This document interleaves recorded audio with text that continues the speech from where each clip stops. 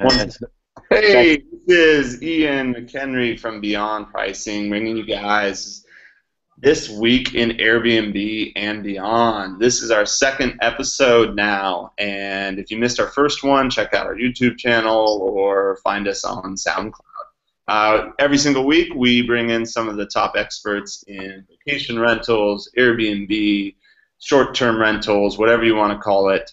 And we discuss all the top news of the week to get you caught up and give you a great perspective on what's going on. Today we have Jason Bandera from MyVRHost, which is a property management company for short-term rentals in the Bay Area in Lake Tahoe. Jason, welcome to the show. Hey, thank you very much, Ian. Glad to be here. Great, thanks for joining us. And we also are lucky to have CEO of Xotelia, Jeffrey Massoud, joining us from France. Well, thank you very much as well. I'm from France. Yeah, France. You say it right.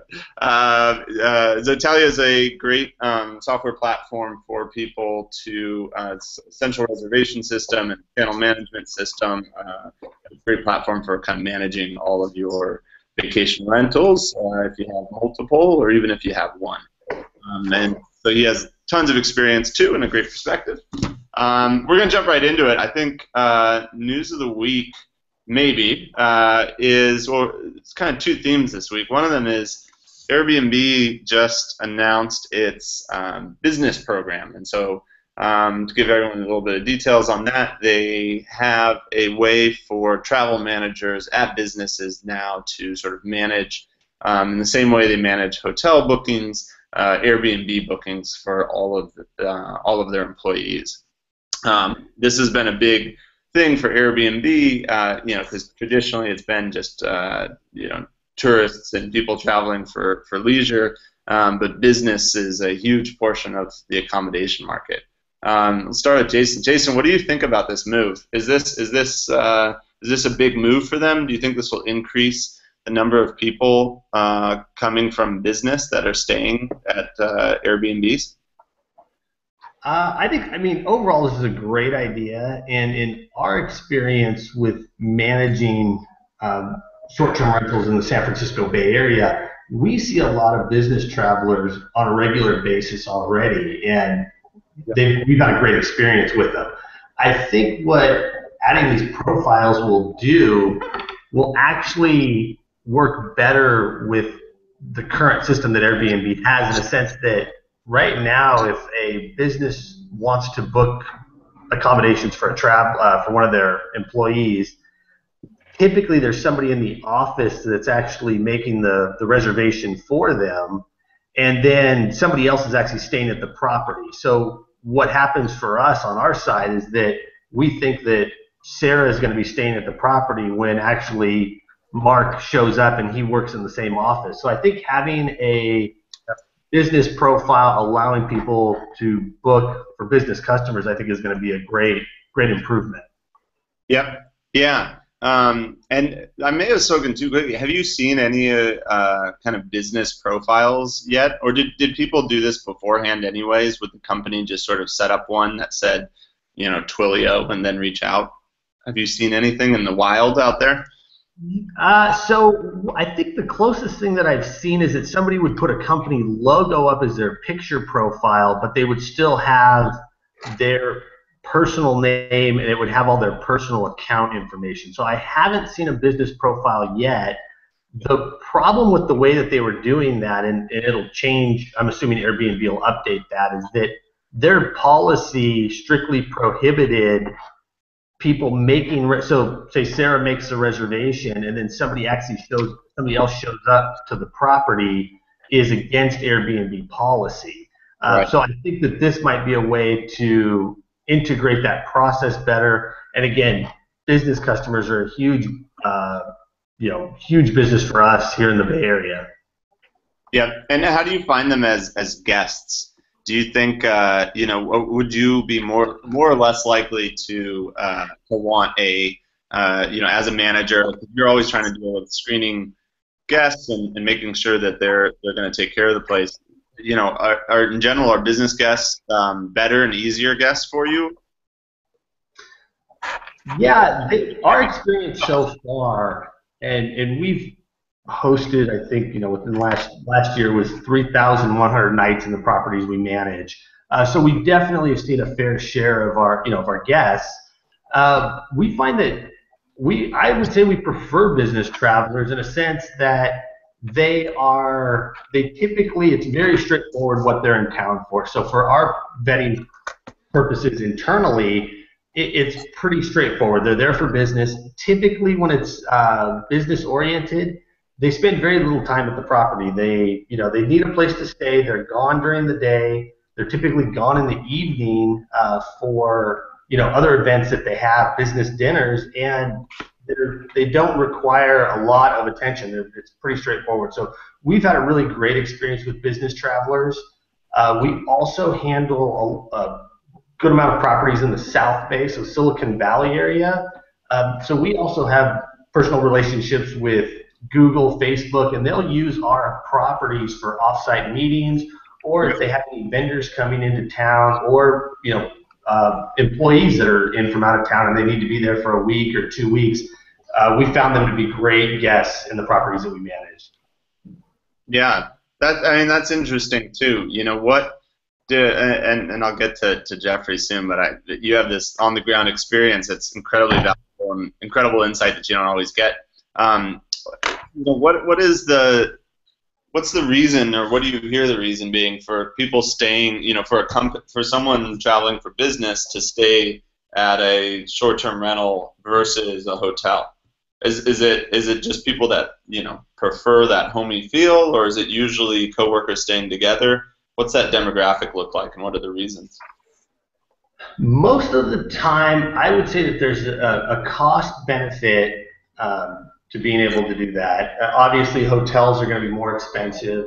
What we've also found is, I'll give an example. Dreamforce is in town. A company finds it much more reasonable to be able to send 5 people to that conference. Instead of having to get 5 hotel rooms, they can rent one house. Still not at, we use our beyond pricing, so we're definitely maximizing what we're getting, but we still are able to, they're still able to save money compared to a per night hotel cost. We also see properties, and this is, in the Silicon Valley area, we've got some that are close to Sand Hill Road. We see groups that are, companies that are coming to pitch their business, and being able to be in a house where they can actually practice, kind of work on, kind of refine work-related material. They can do that in a house in a very comfortable setting, as opposed to a hotel where you have, not everybody could go into the hotel room in one person's hotel room. You might have to use a common conference room at a hotel. It's just a much more private setting for them to do what they need to do. Yeah, more collaborative. Interesting. Okay, and last question. Leading up to this, Airbnb, I know, was reaching out to hosts and trying to get them to be more or less, business-friendly certified. Make sure that they, a list of criteria for that, so that, and I think that means that they'll show up on that business-dedicated search page. Did you do that for any of your properties? Was that made available for you?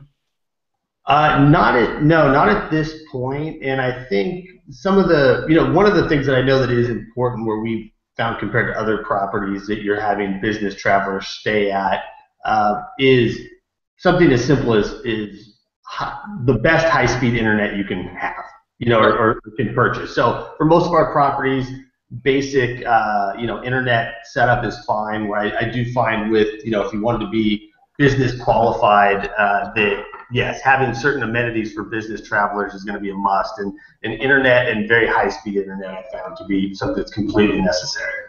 Yeah, and I imagine too, for places that are managed and have someone dealing with key delivery, that's just more attractive to a business traveler who's probably doesn't want to be waiting around for a couple hours while trying to do a key exchange. That's correct, and I think, the variations you get on, different hosts that are posting or listing their property on Airbnb, you're going to get different experiences. Some of these people have their own daytime jobs, so they may not be able to get back and communicate with guests as quickly. With a business guest, I would want to make sure if I was a business guest, I'd want to make sure that whoever my host is, whoever I'm working with, can get back to me in a timely manner, and that I'm not distracted with any issues that may come up, and that I know that they can handle it as soon as possible. Not that they're out of town and not able to take care of the needs I have right away.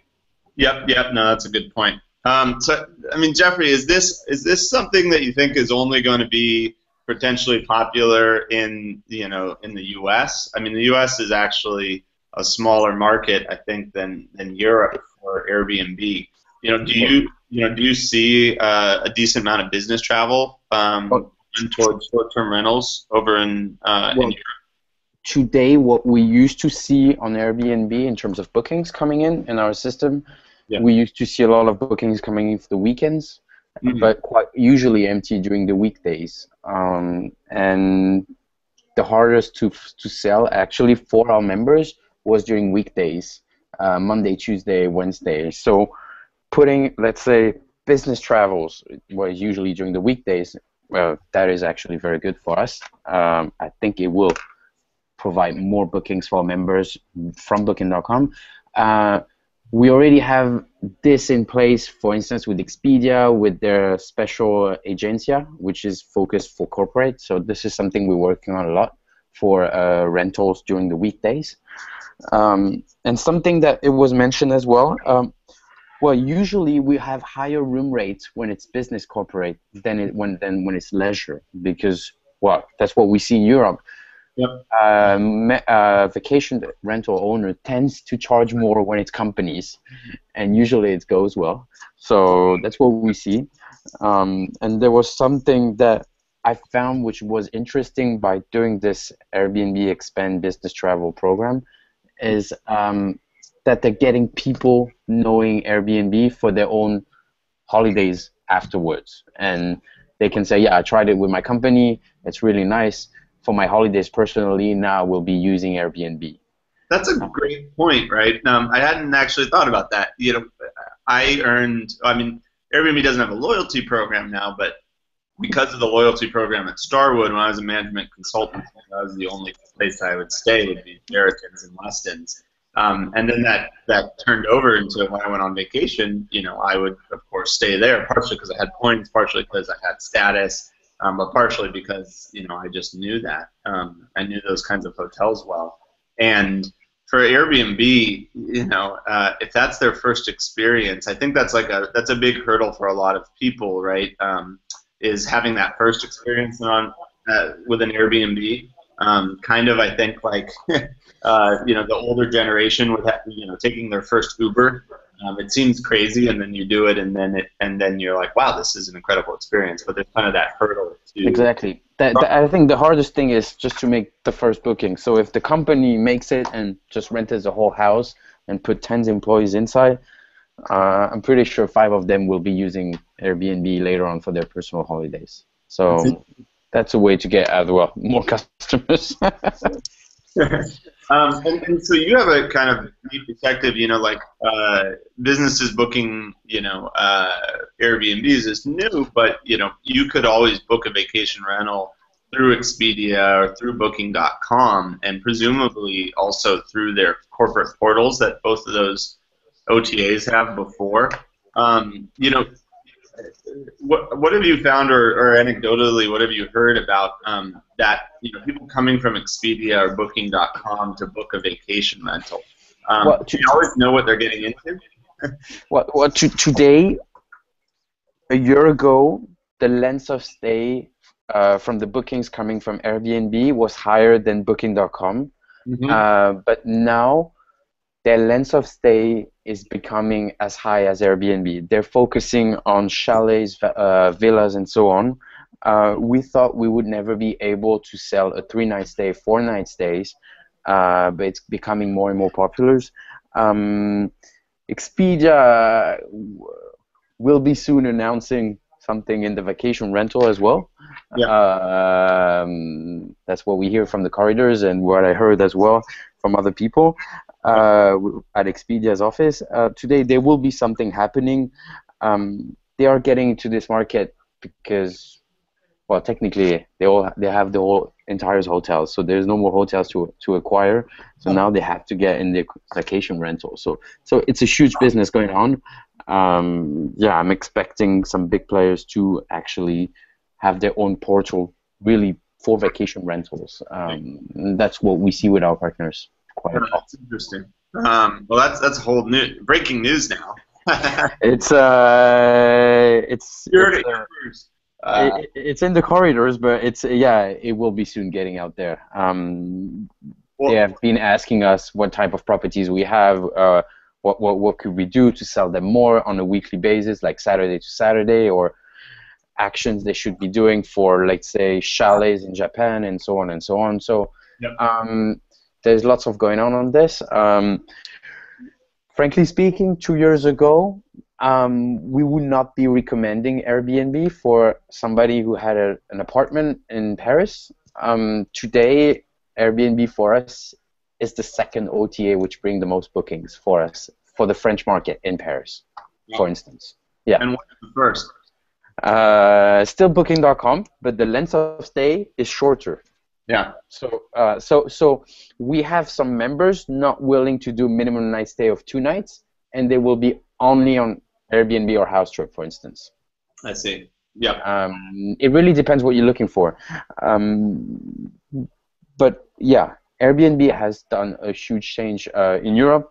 We have seen the numbers goes up, but it's true that a year and a half ago, I would not recommend to go on that website for the French market.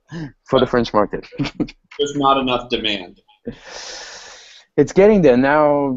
Yeah, I think we managed like easily 1,500 apartments in Paris, and all of them are on Airbnb. Yep. Yeah, and we've put this instant booking feature with Airbnb, and this has increased a lot for us, the numbers of reservations. Yeah, and how do on the instant booking side, we're going to just jump in there. This is how this turns into a 45-minute, an hour-long conversation. For instant booking, I mean, are the ones that you're managing, are you doing that as an agency? Are you taking the reservations for them, or is it all is it managers, or who are the folks that kind of turn on instant booking and are okay with not vetting the guests? Technically, we tell all our members that if they want bookings, they have to accept instant bookings. So if they're on a request and then confirmation, that's pretty no use to be on Airbnb. You will be lost in the ranking page 25. Yeah. So I think 99% of our members are on instant booking now. We just tell them it's exactly like Booking.com. You have a reservation, you just honor it and you do it. That's it. And we make sure they have reservation. We have members who maybe do not have the knowledge of how to set up their account, and that's why we push them to set up the right way to make sure there is actually a conversion, and that out of those visits on their ads, there's actually some bookings coming in. Yeah, yeah. I mean, what do you? This is a big debate, at least in the U.S. for the older vacation rental industry, which is they want the guests to be able to ask questions, and they don't want to just instantly book and all that sort of stuff. Do you see a difference in ones that are instant book? For instance, higher priced places maybe you don't want necessarily instant booked because of fears of what the guests could do. They could just turn into a party house, or have you seen very little incidents like that? Well, today, frankly speaking, our members, like, if somebody comes to us and say, I want to subscribe to Xotelia, but I want to make sure it's only a request, I pretty much tell him, don't sign with us. Yeah. because today he will get no bookings. Right. And that is a choice. I'm just telling him that's not, we're not the best at this. Just do not sign with us, because today we have seen, it's very hard to check, but for instance, on Booking.com, it will show you the conversion rate you can have on your advertise. They have a conversion rate on average 1.5–2%. So out of 100 visits, you get 2 bookings. Yep. Today, on Airbnb, when you had some requests per request and confirmation, you would have, let's say, 20 requests and pretty much no reservations during 1 week. You switch them to instant booking, you'll easily get 1 or 2 bookings per week. So we see a huge difference when we switch to that mode. So that makes sense. We're going to have to get you, Jeff, back on for a whole nother discussion here sometime to just focus on the different channels, because you have a ton of insight there. Yep. All day. Yeah, of course. I'll quickly try Jason finish off Instant Book. Jason, are all your properties on Instant Book, or how do you make that decision? Wow, it's really interesting to hear what Jeffrey has to say. So I would say we are at the opposite with great results. So the instant booking, I think, is very appropriate for some types of properties that we manage. We definitely have some that we use it on, and we do get bookings through the instant bookings. But most of the properties that we represent, we're representing owners that either it's their personal home or it's their vacation home. And there is a concern about who's coming into the property. So we do have some standard vetting process on the people that are going to be staying there, because for the exact reason we don't want somebody booking the property and having that unfortunate party in there and having some type of issue. We've never had any issue with, we've had some people have had gatherings that there was a little, excessive trash that was possibly left at the property, but no property that's ever been, damaged to any extent. But still, with the owners that we work with, whether, again, it's their personal home, they're gone on vacation, holiday for 3 months, their personal items are in the home, they do request that some type of basic vetting is taking place. So on Airbnb, we require 4 verifications, a photograph. Now with the instant booking, you can still set your gauge as to what you'll accept, so that it'll read, okay, they've got 4 verifications and a photo.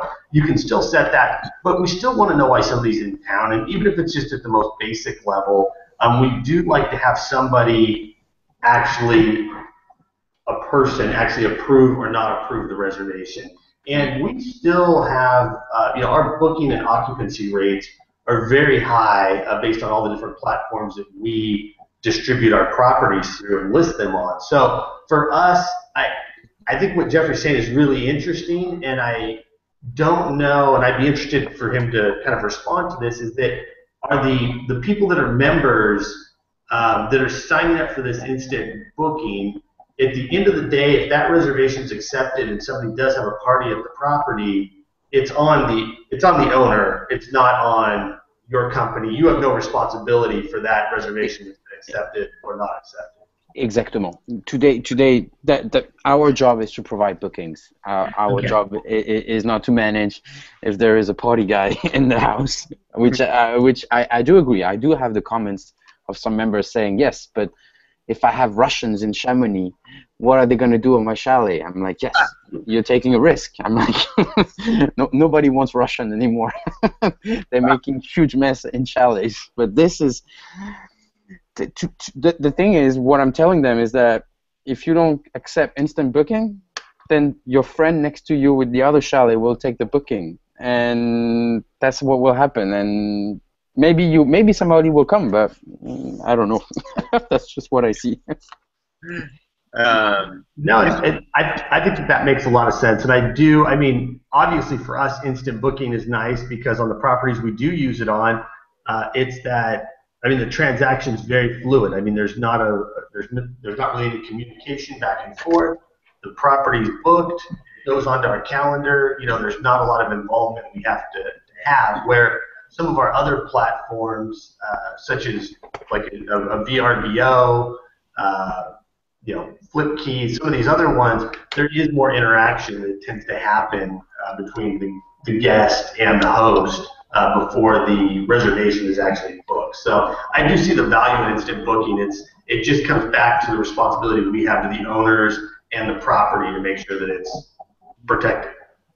Well, today what I see as well, coming back like this, when you said VRBO, what I see is that I have lots of people resigning from OTAs which are on request, and I have more people signing up for OTAs which are on instant booking. But I see that the customer behind the OTA is not the same, meaning that maybe new generation will use instant booking, maybe older generation, they will keep on the Abritel or VRBO or HomeAway on a request, and that's what I see more. That's what I can see, and maybe you have to keep both, but I just know that instant booking brings more bookings. I like that. I mean, I like you've got the numbers to back that up. Jeffrey, a question I have for you, if it's okay, Ian, is on different platforms, such as we actually receive reservations from Expedia at this time on some of our select properties, and they've got to meet a certain standard, and there's a business relationship that's there with Expedia. But one thing that is interesting for us is that these reservations that we get at this point, we have to accept. It's like an instant booking, but it's almost, there's no criteria that we have that we can, approve or deny the reservation. So there's no vetting process at all. And do you think that's the way we're going to be seeing things go? At least with, I'd say a VRBO reservation right now, I can have somebody, a VRBO one right now, somebody can book the property, but I still have the final say as to yes or no to accept it. With the Expedia ones, they come through and we have to take them at face value, and we know very little about the customer. Do you see that as the future of reservations, just like a hotel? I don't know if I see this as a future. I think there is an alternative in between, but the thing is that today, the decision, what we see, what's interesting is that 3 years ago when we started the company, let's say in Chamonix again, let's take this ski resort, people used to book 30 to 45 days in advance. Today, this year, for this summer, this previous summer, winter, people were booking 10 days in advance. Wow. So we see that people just wait, look at the weather forecast and the snow, and at the last minute, they just want instant booking and book the chalet, and that's it. Huh. So, wow. So Ian, then is dynamic pricing going to take ski resort conditions into consideration? Yeah, we'll see that change in the booking curve, definitely. Weather forecast for ski resort and how many meters of snow. This is what tells you how much bookings you will get, pretty much. I like it. I mean, those are that's kind of another interesting market. Is always the kind of ski and beach towns, right? When you have a significant, somewhat local demand. You definitely see, you see these kind of last-minute bookings based on weather, right? If it's a nice warm weekend in, California, people head to the beaches. If it dumped 2 feet of snow in Tahoe, they head to the mountains, right? And they're probably looking for accommodation with that. And that can be, especially when it's a big population like we have in San Francisco. That can really pull a lot of people there, and you'll see that sudden spike in demand. Exactement. Great. Well, this is an awesome conversation. I'm going to move it along. Our second kind of bit of news, and you guys have amazing insights, and we're going to run late, so I hope that's okay with you guys. That's fine. Yeah, it's okay. Great. Next bit of news, and this is kind of an ongoing one. Airbnb started collecting and paying hotel tax in San Diego. I'm not sure what the full list is now, but pretty much they seem to have been going from city to city and agreeing to collect and remit this hotel tax on behalf of all the owners that are on there. What do you guys think about this? Is this a good thing, for the future of short-term rentals? because suddenly it legitimizes them. What do you think about that? I guess, what do you think about sort of collecting taxes for vacation rentals in these places? And B, what do you think about it being the responsibility of the booking platform versus the individual? Jason, what do you think about this? You're managing a bunch of places now. Does this complicate, or does this make paying taxes easier for your properties? All the above. So in general, there's a part where I think having the platforms be responsible for paying the taxes. Personally, I don't think that is their responsibility, but I think Airbnb is doing a really smart thing. Obviously, they've disrupted basically they've disrupted the vacation rental market, and I think that there's a lot of cities now that are looking at this as a real, threat and the problems that go along with it. So I think it's very smart of them to come in with a huge positive, which says, hey, we're going to, pay all these taxes, which right now it's hit or miss. There's some owners that are paying it, some are not paying it. A lot of cities aren't even really set up for owners to pay these taxes. So it's been an easy, fluid way for Airbnb to write a check to the city and say, here's the taxes. What we've found in San Francisco is that even as they were paying the taxes, the communication of what taxes were actually paid for each property and what's still owed became very convoluted and difficult. So what Airbnb is currently doing, and this is, I think within the last week or two, is they're actually now allowing hosts to pay the taxes on their own, or Airbnb will pay them on your behalf. And I think that gives people the option. I know there's a lot of hosts that don't want to be bothered with having to pay the taxes, and I think Airbnb doing it is great for their platform, great for their business. I think there are other owners that want to do it on their own because they may have they're listing maybe on HomeAway and maybe on all these other different platforms, and so they need to pay the taxes for those bookings or reservations also.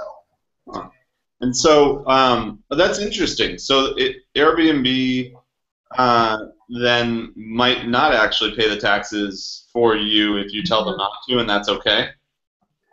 So the problem that we've seen in San Francisco is that Airbnb was paying them, but then the city tax collector, the assessor's office was telling registered guests or registered hosts, property owners, that, well, we need proof that you actually paid this tax.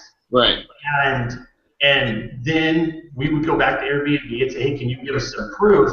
And Airbnb, because they didn't want to share necessarily all their information, data with the city of San Francisco, wasn't giving the city of San Francisco direct access to who's paying taxes, what amount, how many nights. So the city was going back to the property owners and asking them, okay, well, you need to pay taxes for your property, and we have no proof that this has been paid, nor is Airbnb an approved tax-paying website to pay on your behalf, so you still need to pay. So they most recently, and I just found this out, through one of my owners, that they now have the ability to Airbnb will pay the taxes on their behalf, or you can opt out and you can pay your own taxes. Interesting. Wait, Jeffrey, so you have a bit more experience with platforms like Expedia and Booking.com. Are they remitting, since they might be merchant of record, as they call it on the same way Airbnb is merchant of record, but on those platforms, will they pay taxes for you? How does that work on the other platforms? In my opinion, vacation rental is very gray. People don't want to pay tax, so that's what we see. Well, what we see is, I don't know, the idea of Airbnb willing to pay the tax for Europe countries. That was a good way to say to the government, you'll get your share, pretty much. Right. That's how everyone felt it. When you see on the other side, well, if you take exactly the same business for the taxi with the Uber, yep. They have decided to do the strategy all against the French, Germans, and so on. And at the end of the story, they've got banned of those countries. Now, some Germany and some countries, you're not allowed to have Uber. Uber Pop and Uber X is not allowed. So it was a great move from Airbnb saying, you will get your share and we will help you to collect your tax. I have met quite a few directors of cities in France who they only wish, they're not against Airbnb people making their own business, but they need to get those tax. And if they get those tax, they will not complain about those kind of new business growing up. So for me, as I see it, it was a great move from Airbnb to do this in order to release the tension with some countries, especially in Europe, I guess. Yep. From other partners, it's true that they don't have that much issue because usually, and now it's not always the case, I don't know why, but some OTAs require a VAT number. So it's a registered business, and there is actually accounts and all this, which are being done every month, so people pay their tax. We're seeing more and more members using Xotelia, and it's more like an added revenue on their first job, and they're more jumping into Airbnb house trip rather than booking an Expedia. Because first they need the VAT, and second thing which I realized is that Airbnb and house trips, they do the payments. And when you're a small guy and you have just one apartment, you don't have this vending machine system and all this. So you just want to be registered on OTAs which bill your money and transfer you to your account. So we have lots of members who, because they cannot debit a credit card, they will use only Airbnb and house trip. That's a good point. Yeah, you have to run the credit card yourself if you're on Booking.com. Exactly. And you need the VAT. So today, we have different types of profiles depending on the OTAs. Yeah, that's interesting. Well, Jeffrey, what's going on in Barcelona? I don't know how much you know about that or how many Xotelia users you have there, but there was news. I mean, that they're now taxing it, and I don't know if I misread it, but it sounded like they were limiting vacation rentals to only when the host is present. Do you know more about that? What's coming out of Barcelona? The issue we have is that in some country like Greece, Italy, Spain, economy is not that well. So people, whenever they have a place to rent, they just put it on Airbnb house trip. So when you go to Barcelona, opening a vacation rental, that's the worst idea you can ever do because prices are dropping big time.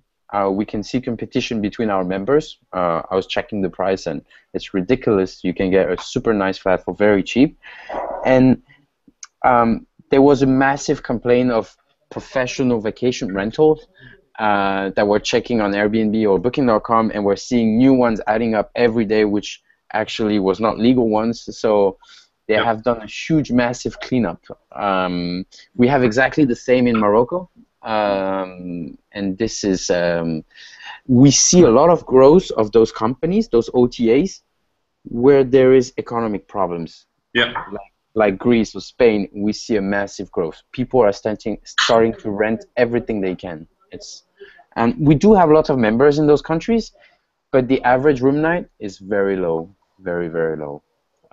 You can get for an apartment for 40 euros a night, 30 euros a night, very cheap.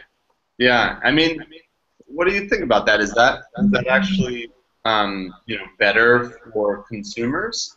You know, if there's a bunch of supply, I mean, I know all of our interests are mostly aligned with hosts, but is there kind of this case where, like with Uber, where there's no limit on the number of people that can just decide to turn their car into an Uber, you end up getting prices maybe driven down really low because of a ton of supply. I mean, is that good for consumers, do you think? Well, it's good for consumers, but for the people actually renting their villas, that is pretty much a drama because the price are going to go down.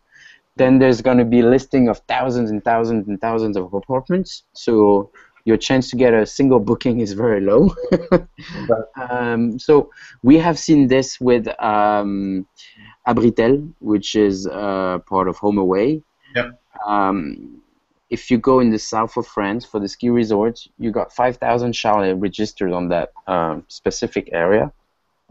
The chance for you to get a booking is pretty much one out of a million. Right. So, and the price are going down.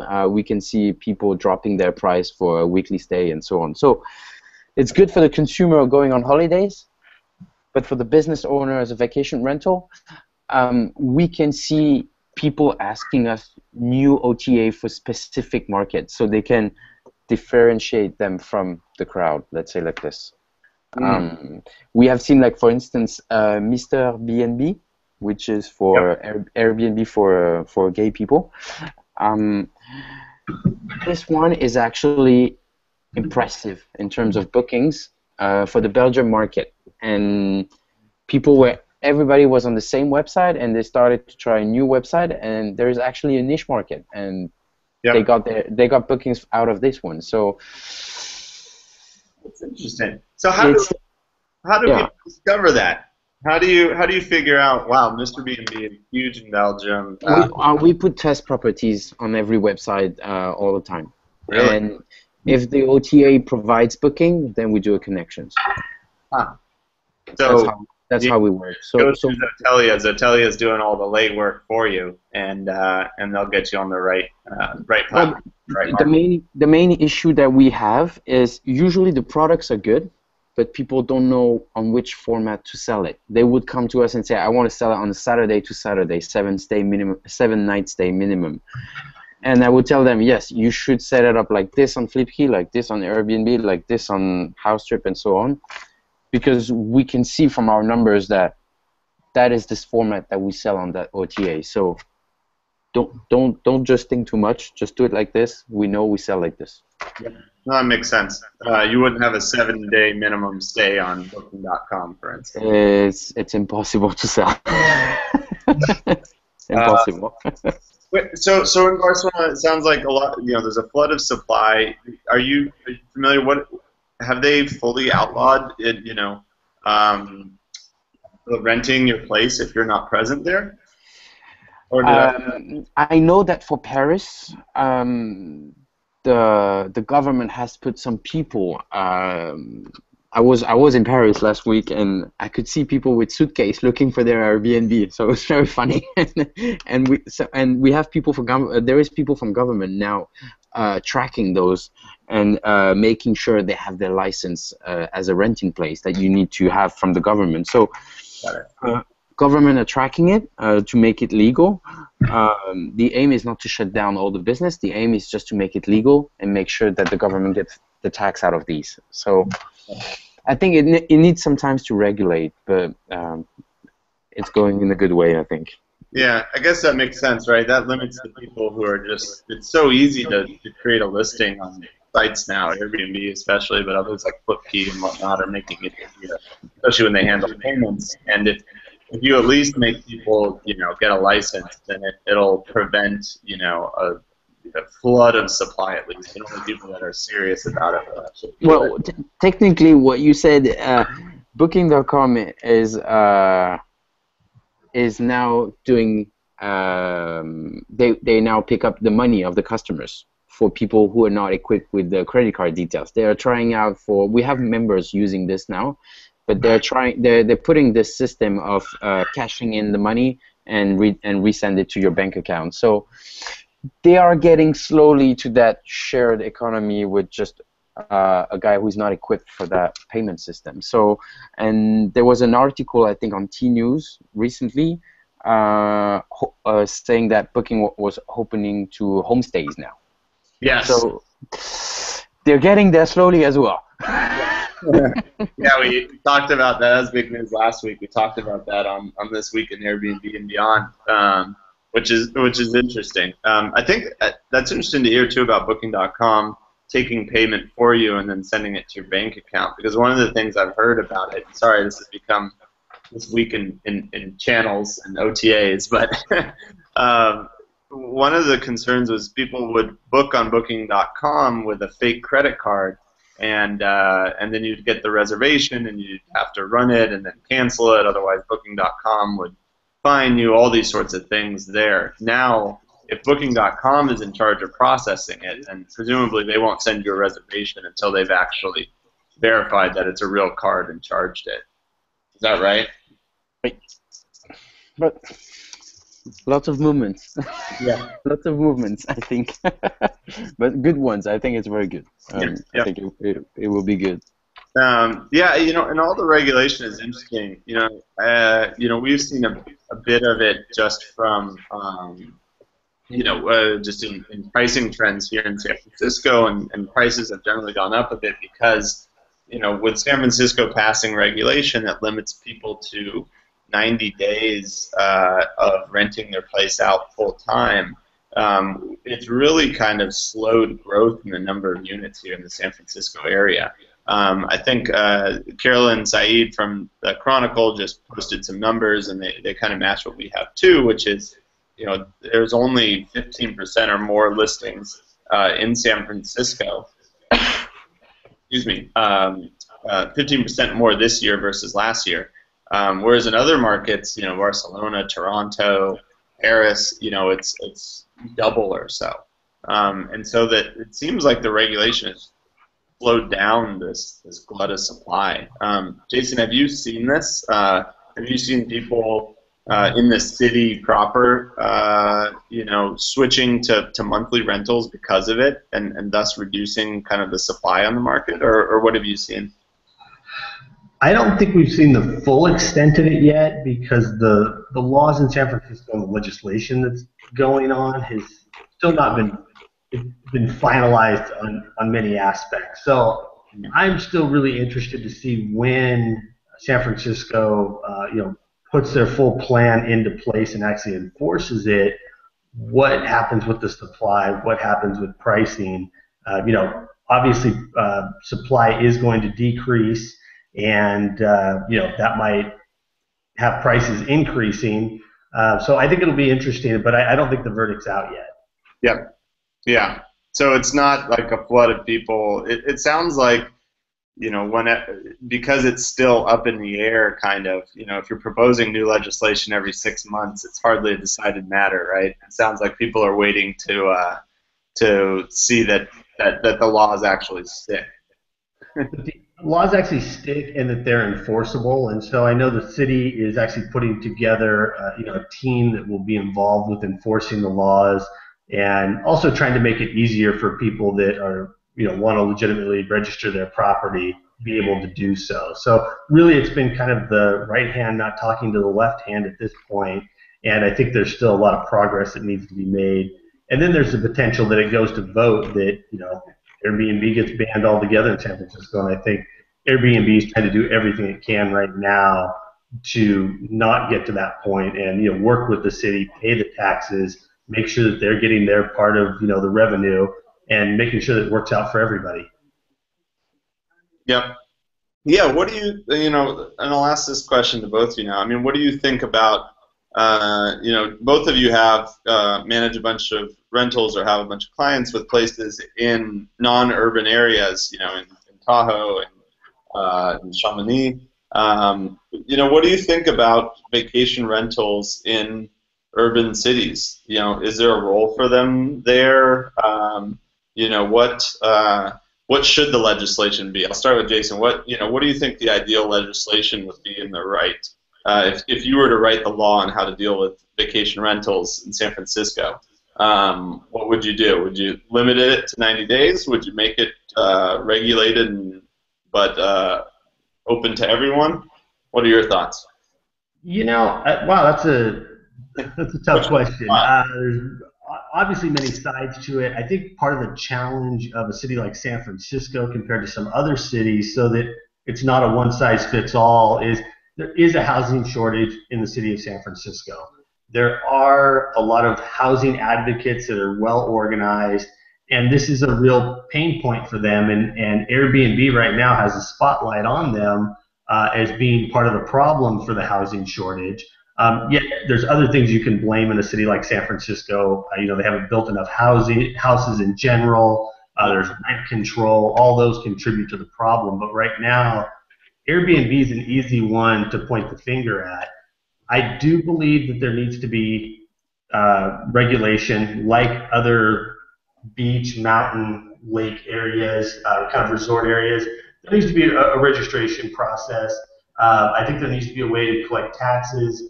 As far as limiting people on how much they can and cannot rent out their property, yeah, that's a tough question. We work with a lot of clients that the property is their second home, that they stay here for multiple months a year. They have in-laws and family that come in and out of the country that want to come and stay for extended periods of time. The way the city of San Francisco would have it is either you need to keep the property empty or you need to rent it out full time. And if you rent it out full time, then they lose that access to the property, which they really enjoy. When they have friends and family, they don't get that any longer, and they can't have that access to the property. So, with that being said, I do believe that people should be able to rent out, second homes, extra space, in-law units that they have that they still want to have access to. But I also think that if you are not a responsible host in making sure that you have the right kind of guests staying at your property, you're taking care of them. If you have guests that are disrupting neighbors, or a general disturbance to the area, then I do think that there needs to be some way that as a neighbor you can, have that taken care of, and it's not an ongoing issue that you have because you have an irresponsible owner or host. So again, I believe that some regulation is necessary.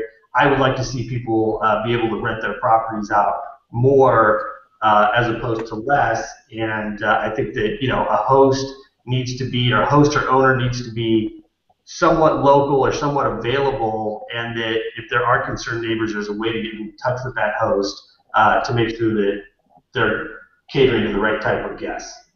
Yep, no, that makes sense. Jeffrey, what do you think? Well, if you had to write the laws for Paris, laws for Paris, well, all of them. No, specific to vacation rentals.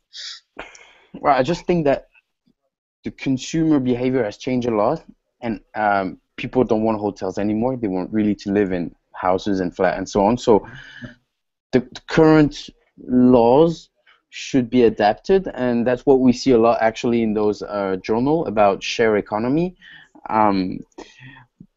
I think it's not fair that a hotel is paying lots of taxes and the vacation rental is not. Yep. So this should be changed. I know it's creating housing shortage, even in Paris, even in Barcelona, everywhere. But this is more the demand. So pretty much, I don't think it's the major issue. The major issue is when I see a hotel paying lots of taxes, regulations, safety, and so on, and on the other side of the street there is the same guy with an apartment not paying that much tax. I think this is not fair. But it's creating a shortage. This, I would just say, yeah, this is just supply and demand. I would say, yeah, well, this is not nice, but at the end of the day, there is a huge demand, so why not doing it? I do agree it's not nice saying this, but... No, I mean, we are the same thing, which is it's supply and demand.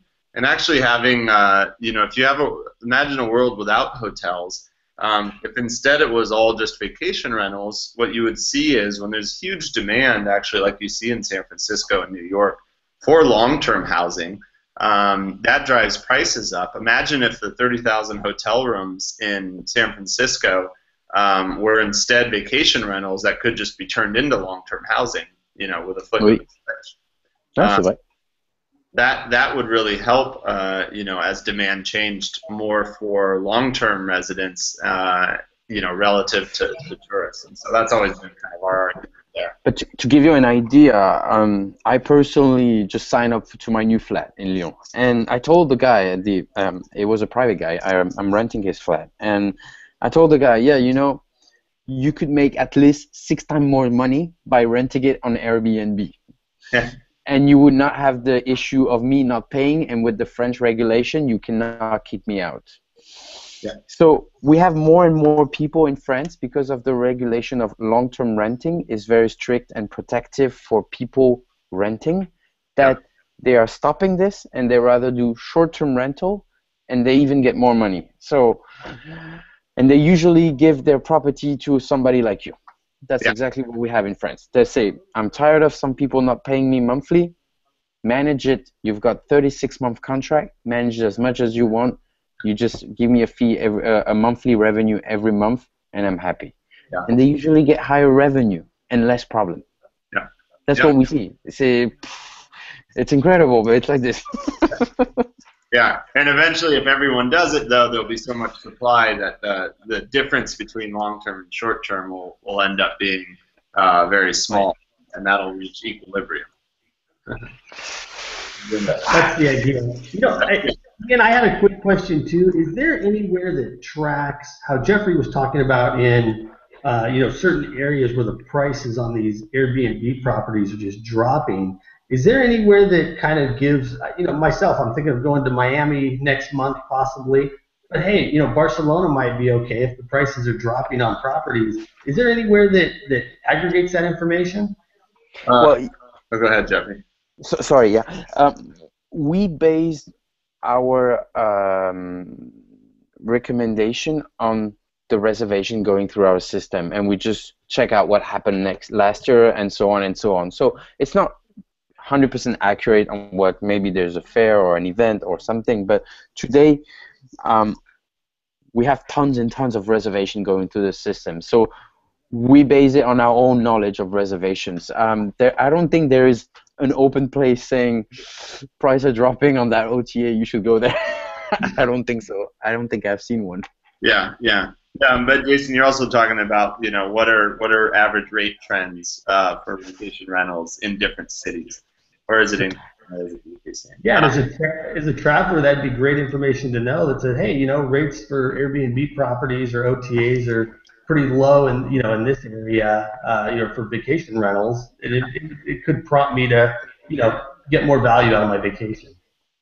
Yeah, I mean that's interesting too, right? Like we always talked about how the issue with when you drop your rate just on Airbnb, it's a bit tough. If Airbnb tells everybody to drop their rate 30%, the issue is that it doesn't necessarily bring in more demand, because there's nothing out there saying, hey, travel to Chicago in the winter, rates are down 30%, There's no advertising about that.